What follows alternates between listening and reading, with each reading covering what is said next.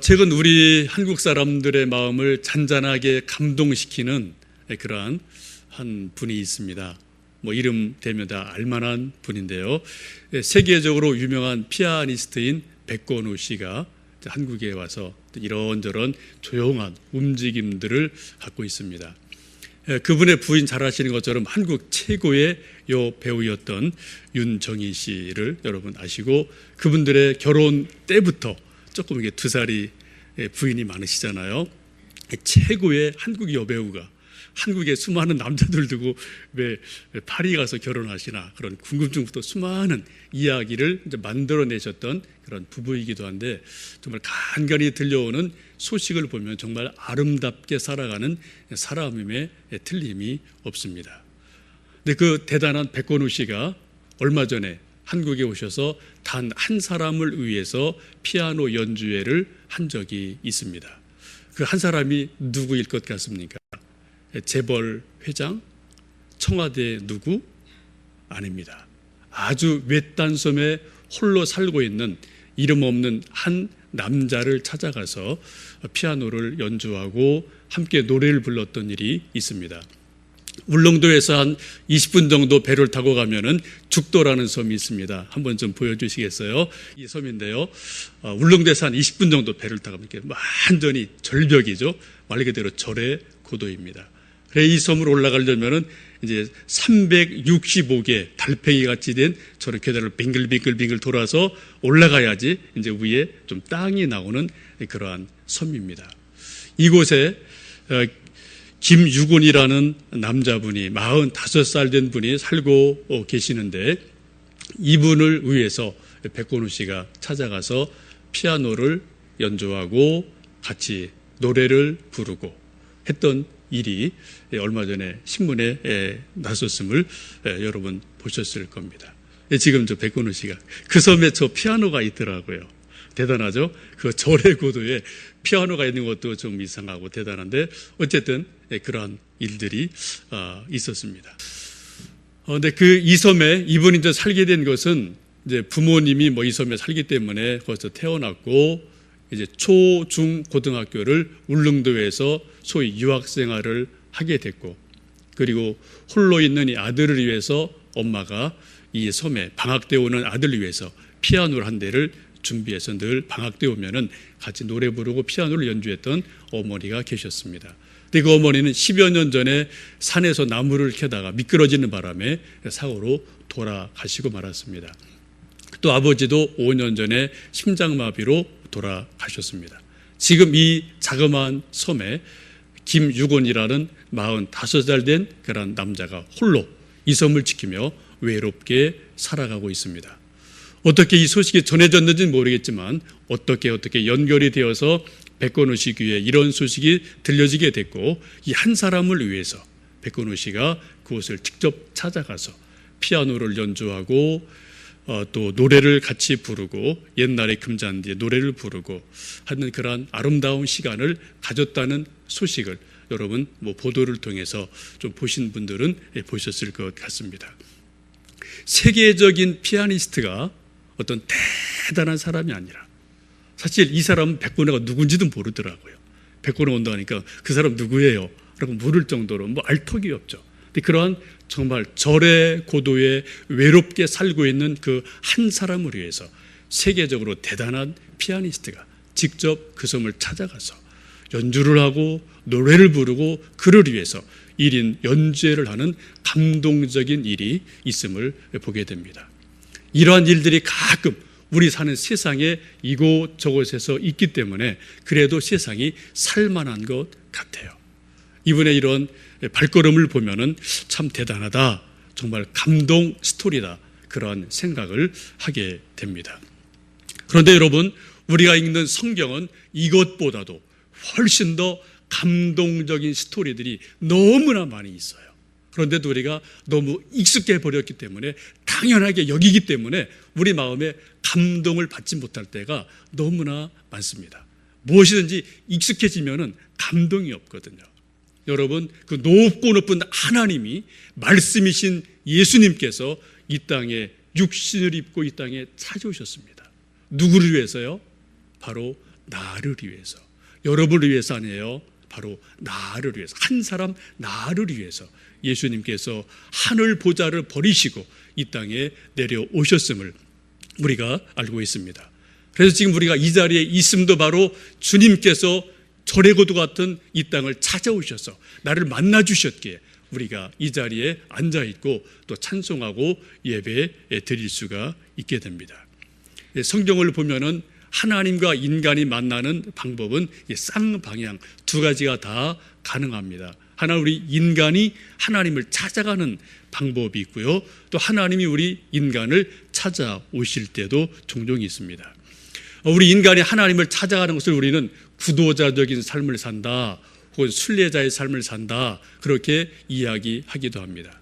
대개 인간이 하나님을 찾을 때는 우리 인간에게 뭔가 다급한 일이 있을 때, 급한 일이 있을 때, 뭔가 필요가 있을 때, 그때 하나님을 찾아가는 일들이 우리 속에 종종 있게 됩니다.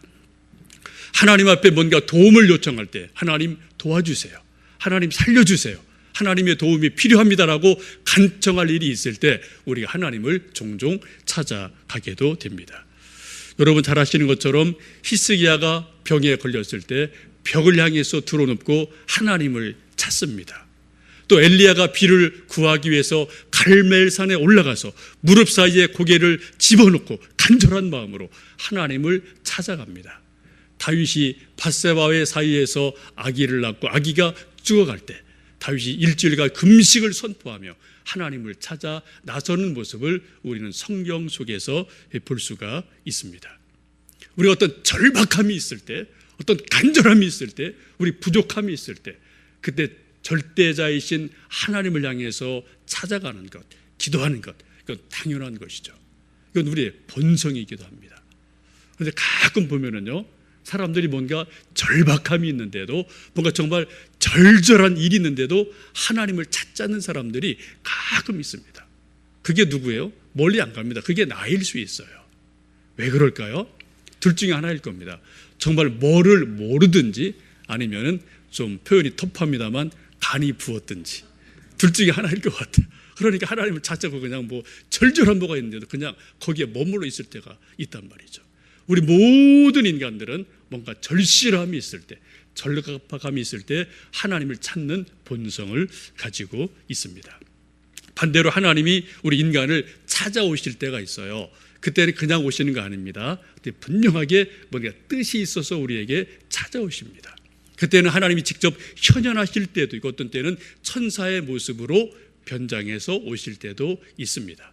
하나님이 인간을 찾아오실 때는 분명하게 메시지를 가지고 오심을 성경에서 보게 됩니다. 하나님 타지 않는 가시떨기 나무 아래에서 모세를 부르실 때 그때 메시지를 주시죠. 출애굽의 메시지를 주십니다. 또 고민하고 있는 요셉을 가브리엘 천사를 통해서 찾아오시고 수태고지를 알려주시죠. 마리아, 임신한 것이 성령께서 하신 것이다, 염려하지 마라 라고 메시지를 전해 주십니다. 오늘 함께 읽으셨던 창세기 18장의 말씀도 보면은 하나님께서 아브라함을 찾아오시는 말씀이 18장의 쭉 내용이기도 합니다. 그 찾아오셔서 전하시는 메시지가 두 개 있었죠. 하나는 내년 이맘때쯤 아들을 낳을 것이다, 이삭의 탄생에 대한 예고, 희소식을 전해 주시게 됩니다. 또 하나는 이제 소돔과 고모라를 보니까 너무 죄악이 관영해서 그대로 둘 수가 없어서 곧 심판을 할 것이다 라고 또 비극적인 심판의 메시지를 전해 주시게 됩니다. 그 비밀스러운 말씀을 18장 17절에 이렇게 말씀합니다. 여호와께서 이르시되 내가 하려는 것을 아브라함에게 숨기겠느냐.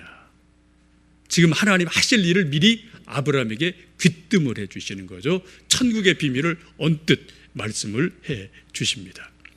여러분, 우리가 살다 보면은 친한 친구, 조금 덜 친한 친구가 있는데 정말 그 친구의 친하다, 그것을 알 수 있는 한 척도가 무엇입니까? 비밀을 얼마나 많이 공유하고 있느냐, 이것이 친밀감의 한 기준이 될 수가 있어요. 우리가 친한 친구한테 흔히 그런 말 하잖아요. 이거 너한테만 하는 얘기인데, 그죠? 그런 거 많이 하잖아요.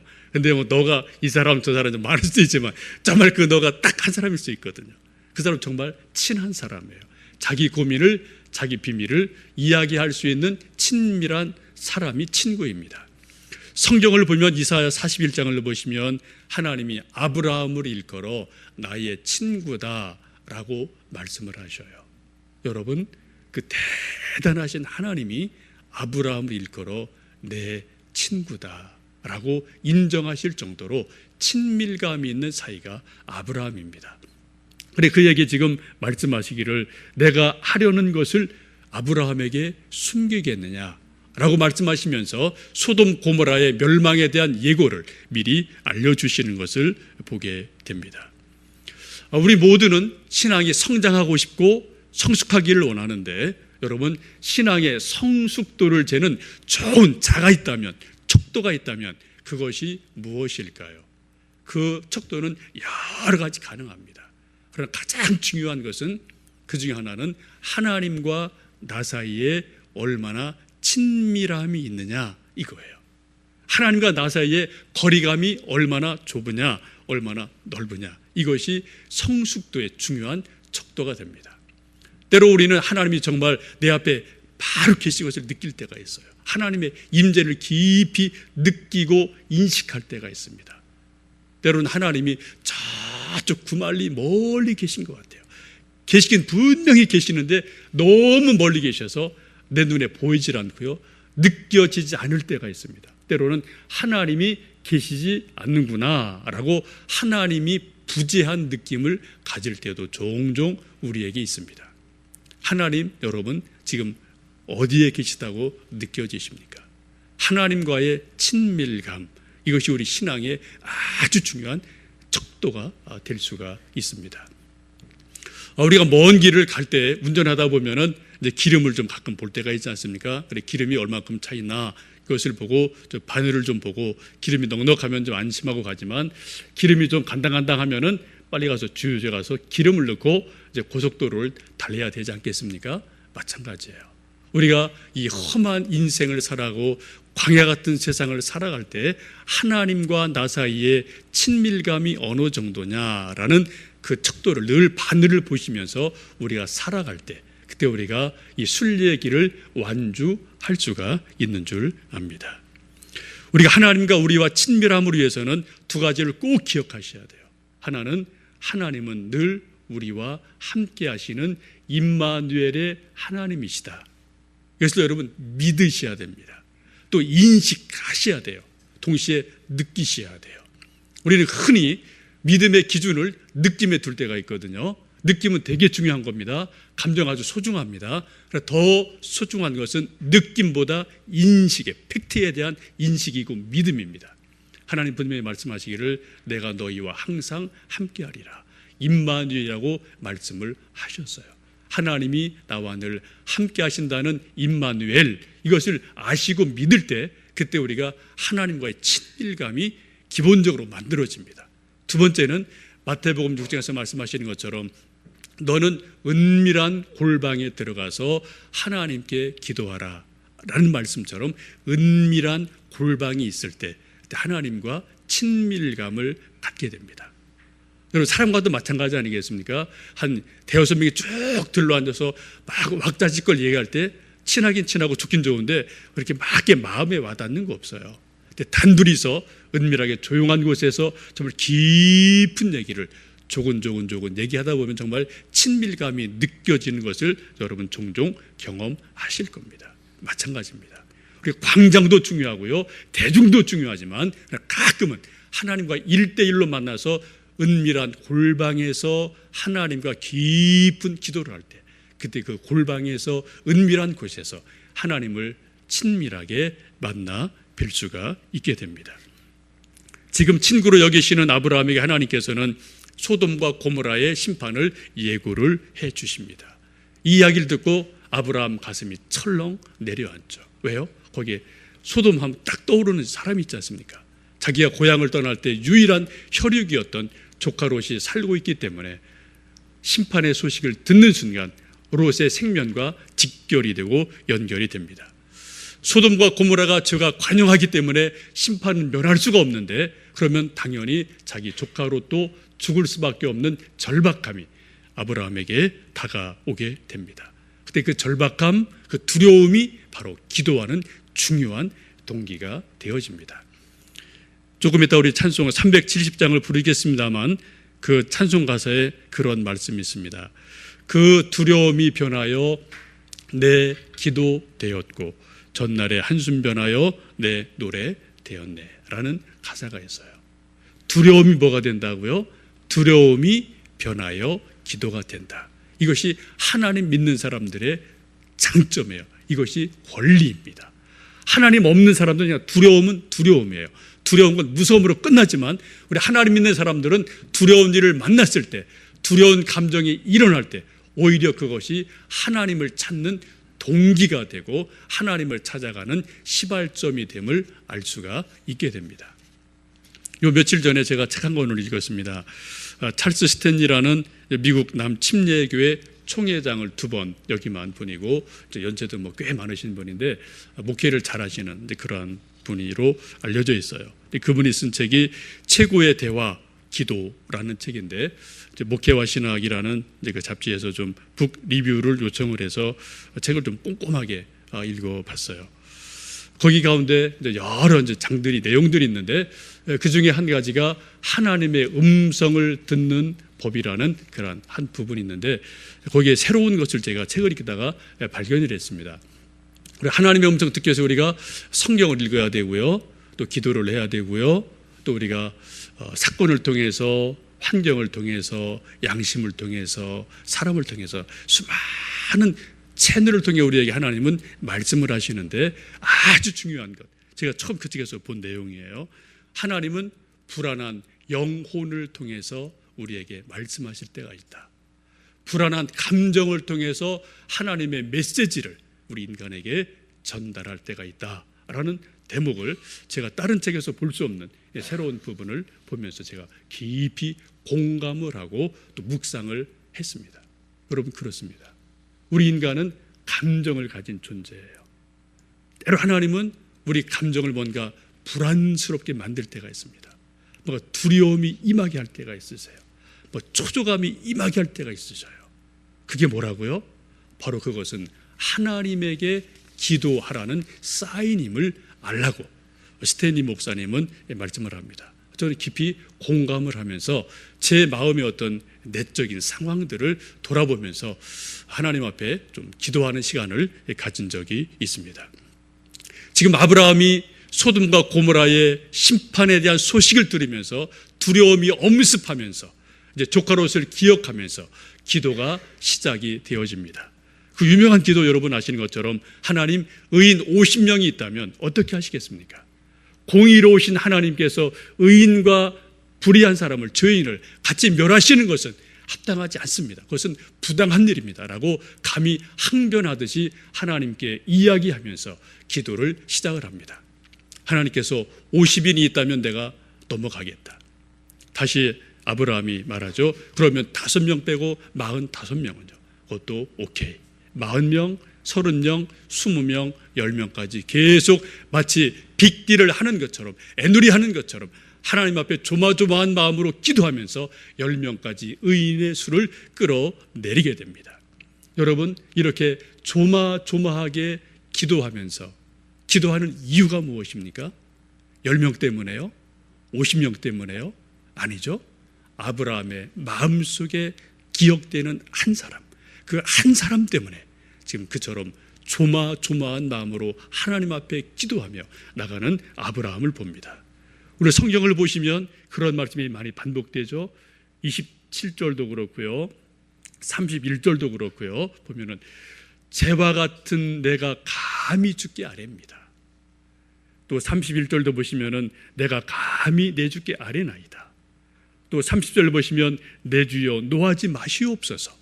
정말 두려워 떨며 잔뜩 긴장한 모습으로 하나님이 노하면 이게 끝나버리니까 정말 두렵고 긴장하는 마음으로 하나님 한 번만 더 말씀드릴게요. 한 번만 더요 라고 계속 사람의 수를 깎아가면서 10명까지 내려가요. 왜요? 10명 때문에요? 아니요.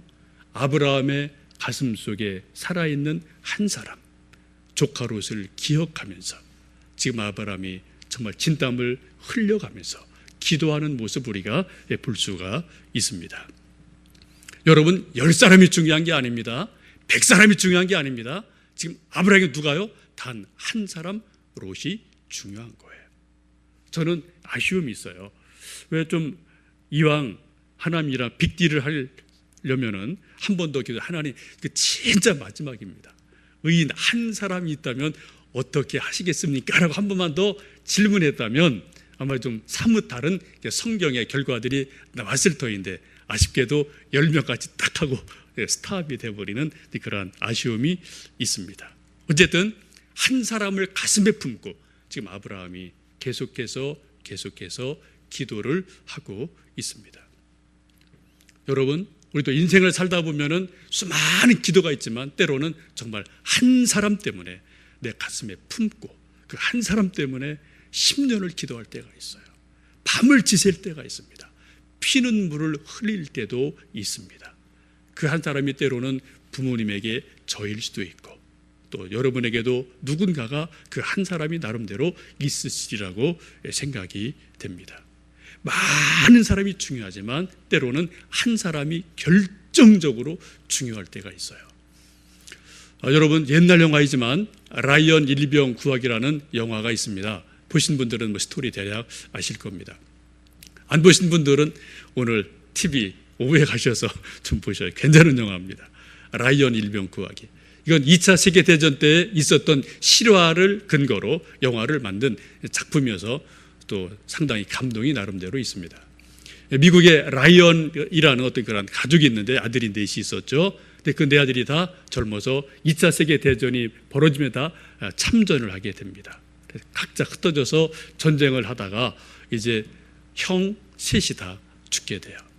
이제 군 부대에서 그걸 다 이제 소식들을 모아서 전사한 군인들에게 이제 그 부모님에게 대개 아드님이 어느 전투에서 장렬하게 조국을 위해서 자유를 위해서 싸우다가 전사했습니다. 슬프지만 위로를 받으십시오. 이제 좀 격려의 문을 전사 통지서를 보내게 됩니다. 그런데 한 부대에 쭉 일하다 보니까 라이언 같은 이름이 막 나오는 거예요. 다 모아보니까 이게 한 집안 형제인 거예요. 다시 또 보니까 마지막 막내 아들이 있는데 그 아들이 지금 유럽 어디가 지금 싸우고 있거든요. 이것을 본 담당자가 최고 수뇌부 장군에게 보고를 합니다. 장군님, 지금 이 집안의 아들 넷인데 지금 다 군대 갔는데 형 셋이 죽었습니다. 마지막 막내만 살았습니다. 이것을 보고 군 수뇌부에서 긴급 회의를 합니다. 이걸 어떻게 해야 될까? 그리고 결정을 내리죠. 이 막내 아들은 살려야만 된다. 왜요? 막내 아들마저 죽으면은 이 집안의 대가 다 끊어져 버리니까 이 막내 아들은 살려야 된다. 그래서 특공대를 조직해서 다시 한번 유럽 그 전선으로 특공대가 파견이 되고 수많은 사건들을 거치면서 찾고 찾아서 결국은 막내인 라이언 일병을 구출을 하게 됩니다. 근데 그 과정에서 수많은 희생이 있죠. 특공대가 막 죽기도 하고요. 동료가 죽기도 하고. 그러면서 그 부하들이 막 특공대장에게 막 질문하고 항변을 해요. 왜 이 사람만 엄마가 있습니까? 우리도 엄마 있습니다. 왜 얘만 아들입니까? 나도 엄마의 아들입니다. 라고 항변하지만 그러나 군 수뇌부의 판단은 뭡니까? 이미 세 형이 죽었기 때문에 이 사람은 한 사람이 아니다. 이 사람은 세 몫을 살아갈 의미가 있는 사람이다. 라는 판단이 있었기 때문에 이제 군 최고 수뇌부에서 구출의 특명을 내리고 결국 그러한 일들을 만들어 가게 됩니다. 그 과정에서 수많은 사람들이 죽고 또 피해를 입지만 한 사람을 위해서 그러한 일들이 일어나게 됩니다. 이 영화의 경우 여러분, 한 사람이 그냥 한 사람이 아닌 거예요. 한 사람은 정말 중요한 한 사람으로 의미가 부여되는 것을 볼 수가 있습니다. 우리가 인생을 살다 보면은 10명도 중요하고요, 100명도 중요할 때 있습니다. 그러나 어떤 때는 정말 한 사람이 중요할 때 있어요.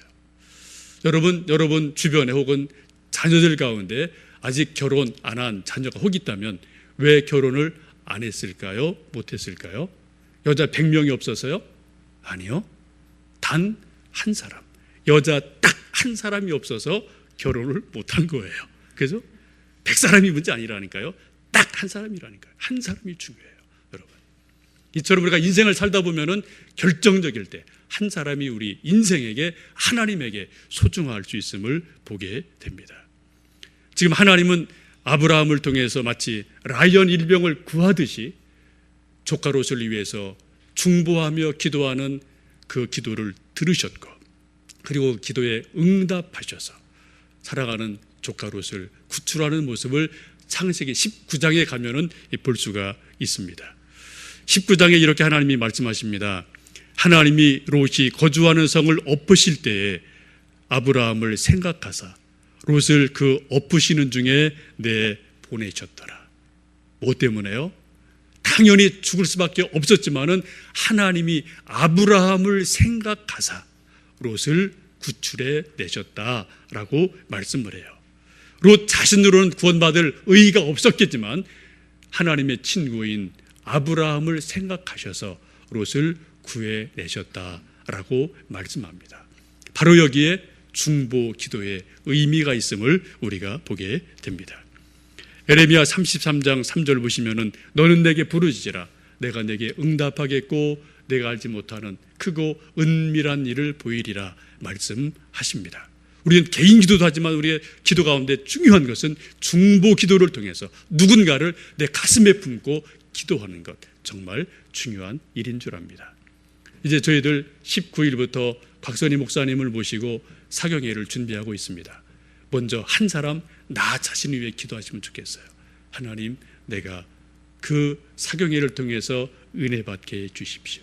다른 사람보다 내가 중요해요. 이건 이기적인 거 아닙니다. 이거는 순리예요. 그리고 또 한 사람, 굳이 더 누군가를 생각한다면 하나님 또 한 사람 누군가를 기억해 주시고 그 누군가가 그 사경회를 통해서 은혜 받게 해주십시오 라고 마치 아브라함이 롯을 품고 기도했던 것처럼 여러분 가슴에 품고 누군가를 위해 기도하시고 함께 동참하시면서 그가 은혜 받는 시간이 되었으면 좋겠습니다. 아브라함처럼 믿음으로 끈질기게 간절함으로 기도할 때 하나님 들으시고 응답해 주실 줄로 믿습니다. 함께 기도하시겠습니다.